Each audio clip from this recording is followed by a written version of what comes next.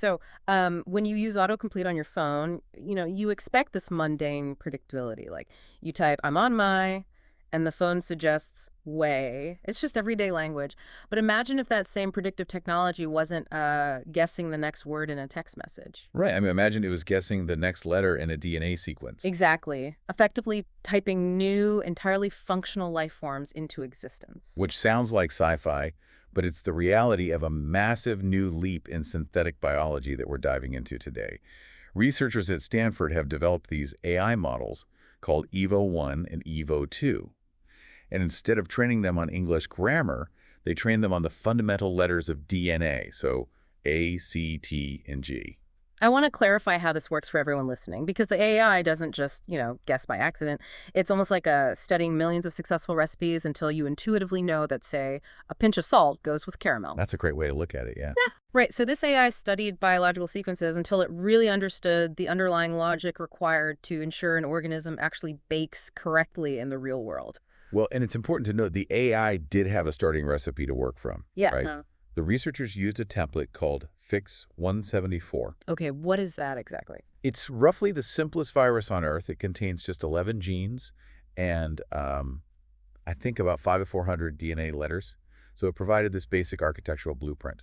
Got it. So the AI is looking at this blueprint and predicting variations, literally letter by letter. But how do we know these digital sequences actually work in the real world? I mean, a string of letters on a screen isn't a physical virus. True. That bridge from digital to physical actually happens through chemical synthesis. Researchers can literally print DNA. Print it. Yeah, they use lab equipment that strings together actual chemical A, C, T, and G molecules in the exact order that the AI typed out. Yeah. And they printed about 300 of these AI-generated genomes and just dropped them onto gut bacteria in lab dishes.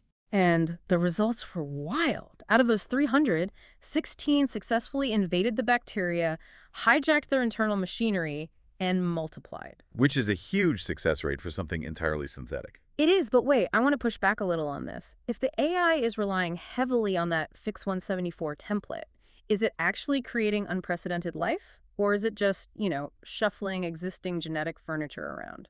That's a very fair question. Right, especially since about half of those 16 successful viruses required what we could call nature's editing. Like they had to pick up natural mutations in the dish just to survive. Well, it is definitely doing much more than just shuffling furniture. The AI is actually ignoring millions of years of evolutionary boundaries. You mean by that? So one of the successful viruses built a component into its protein code. It's this DNA packaging machine that stuffs the genetic material inside. But the AI borrowed that design from a completely different branch of the viral family tree. Oh, wow. So it essentially designed a perfectly functional car that uses airplane wings for doors. Exactly. I mean, nature would just never mix those parts organically. That's incredible. Which is why this is such a massive leap for medicine. These specific viruses are bacteriophages. They are programmed to exclusively attack bacteria, completely ignoring human cells. Okay, so why does that matter to the listener? Because in the lab, a cocktail of these AI viruses successfully killed gut bacteria that were completely immune to natural viruses. Oh, I see. That makes this a really powerful potential alternative to antibiotics for drug-resistant infections. Exactly. It's a complete game changer. But with this stuff, if we can print a custom virus that targets a specific bacterium, what is stopping someone from printing something, far more dangerous? Yeah, researchers at Johns Hopkins University are raising that exact alarm right now. I would imagine so. The capability to write and chemically print custom virus genomes exists right now today. But the regulatory guardrails just do not. Right, because currently the companies that print this custom DNA on demand, they only screen their orders voluntarily. Which is terrifying, honestly. Meaning there is absolutely no legal requirement holding them accountable. Anyone with the right software could potentially type out a synthetic pathogen, order it online, and literally get it delivered in the mail. Yes. And scientists are pushing super hard for mandatory legal screening of all synthesized DNA.